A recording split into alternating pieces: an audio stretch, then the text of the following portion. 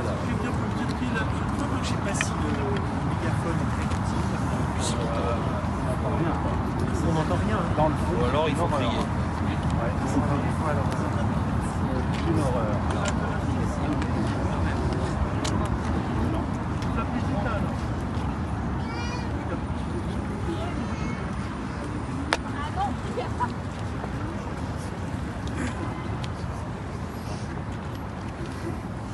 Testament de Louis XVI.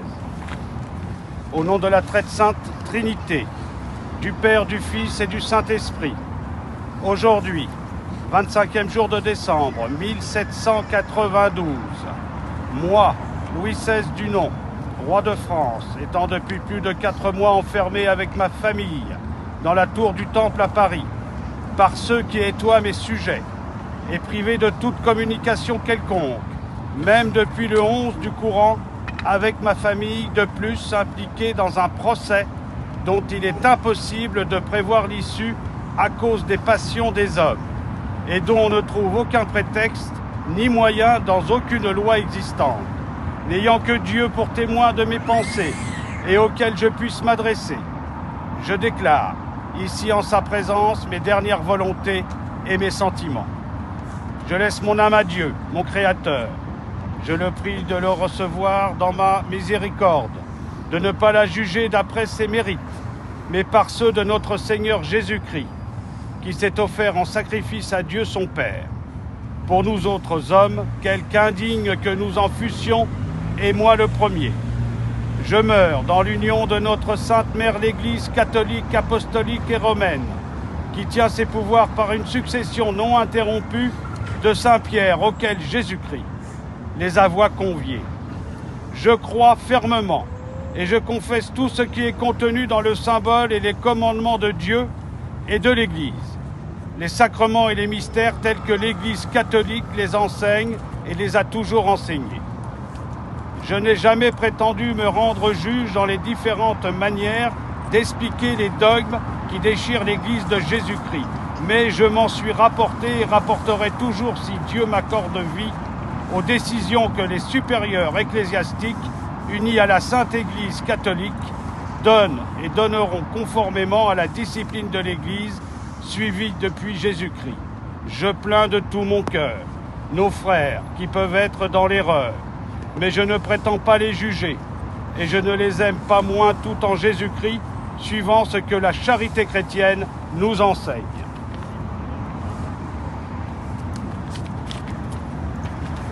Je prie Dieu de me pardonner tous mes péchés. J'ai cherché à les connaître scrupuleusement, à les détester et à m'humilier en sa présence, ne pouvant me servir du ministère d'un prêtre catholique. Je prie Dieu de recevoir la confession que je lui en ai faite et surtout le repentir profond que j'ai d'avoir mis mon nom, quoique cela fût contre ma volonté, à des actes qui peuvent être contraires à la discipline et à la croyance de l'Église catholique, à laquelle je suis toujours, reste sincèrement uni de cœur. Je prie Dieu de recevoir la ferme résolution où je suis s'il m'accorde vie, de me servir aussitôt que je le pourrai du ministère d'un prêtre catholique pour m'accuser de tous mes péchés et recevoir le sacrement de pénitence. Je prie tous ceux que je pourrais avoir offensés par inadvertance, car je ne me rappelle pas d'avoir fait sciemment aucune offense à personne, ou ceux à qui j'aurais pu avoir donné de mauvais exemples ou des scandales, de me pardonner le mal qui croient que je peux leur avoir fait. Je prie tous ceux qui ont eu la charité d'unir leurs prières aux miennes pour obtenir de Dieu le pardon de mes péchés. Je pardonne de tout mon cœur à ceux qui se sont fait mes ennemis sans que je leur en ai donné aucun sujet, et je prie Dieu de leur pardonner, de même que ceux qui par un faux zèle ou par un zèle mal entendu m'ont fait beaucoup de mal.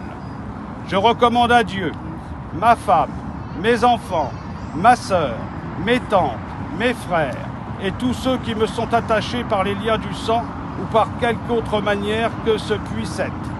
Je prie Dieu particulièrement de jeter des yeux de miséricorde sur ma femme, mes enfants et ma sœur qui souffrent depuis longtemps avec moi, de les soutenir par sa grâce s'ils viennent à me perdre et tant qu'ils resteront dans ce monde périssable. Je recommande mes enfants à ma femme. Je n'ai jamais douté de sa tendresse maternelle pour eux. Je lui recommande surtout d'en faire de bons chrétiens et d'honnêtes hommes, de leur faire regarder les grandeurs de ce monde aussi, s'ils sont condamnés à les éprouver, que comme des biens dangereux et périssables, et de tourner leur regard vers la seule gloire solide et durable de l'éternité. Je prie ma sœur de vouloir bien continuer sa tendresse à mes enfants et de leur tenir lieu de mère, s'ils avouent le malheur de perdre la leur.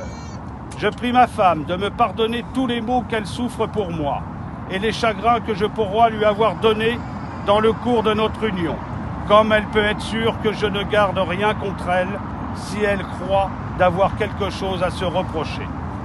Je recommande bien vivement à mes enfants, après ce qu'ils doivent à Dieu, qui doit marcher avant tout, de rester toujours unis entre eux, soumis et obéissants à leur mère, et reconnaissants de tous les soins et les peines qu'elle se donne pour eux et en mémoire de moi. Je les prie de regarder ma sœur comme une seconde mère.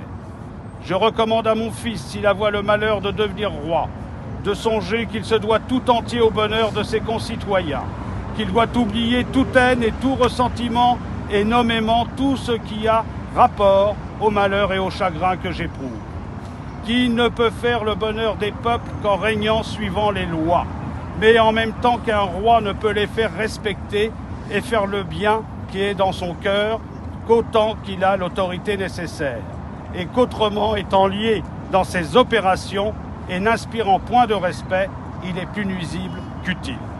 Je recommande à mon fils d'avoir soin de toutes les personnes qui m'étoient attachées, autant que les circonstances où il se trouvera lui en donneront les facultés, de songer que c'est une dette sacrée qui j'ai contractée envers les enfants ou les parents de ceux qui ont péri pour moi, et ensuite de ceux qui sont malheureux pour moi. Je sais qu'il y a plusieurs personnes de celles qui m'étoient attachées, qui ne se sont pas conduites envers moi comme elles le devaient, et qui ont même montré de l'ingratitude, mais je leur pardonne.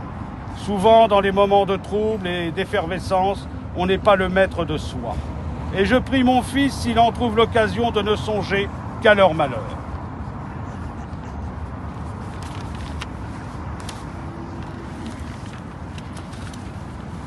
Je voudrais pouvoir témoigner ici ma reconnaissance à ceux qui m'ont montré un véritable attachement et désintéressé. D'un côté, si j'étais sensiblement touché de l'ingratitude et de la déloyauté de gens à qui je n'avois jamais témoigné que des bontés, à eux, à leurs parents ou amis. De l'autre, j'ai eu de la consolation à voir l'attachement et l'intérêt gratuit que beaucoup de personnes m'ont montré. Je les prie d'en recevoir tous mes remerciements, dans la situation où sont encore les choses. Je crains droit de les compromettre si je parlois plus explicitement, mais je recommande spécialement à mon fils de chercher des occasions de pouvoir les reconnaître.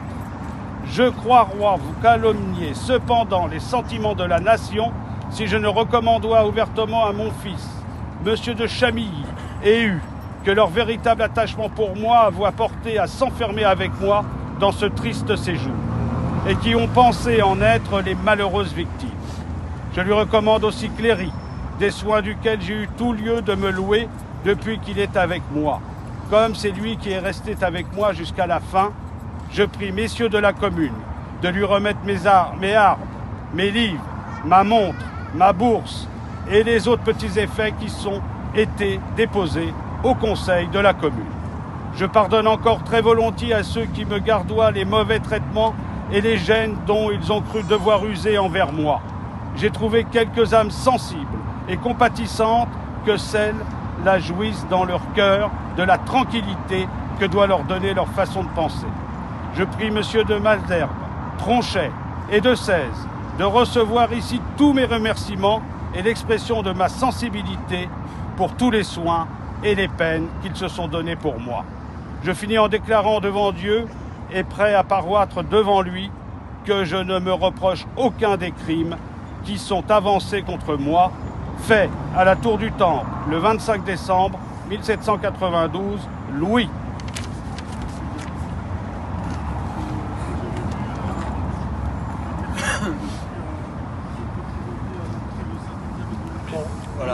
Je vous remercie tous de votre présence.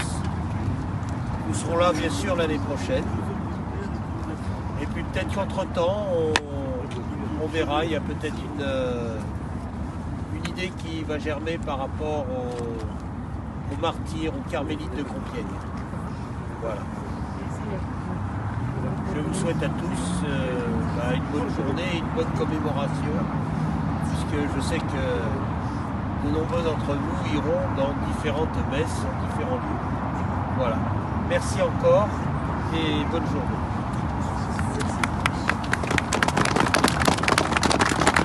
Vive le roi! Vive le roi!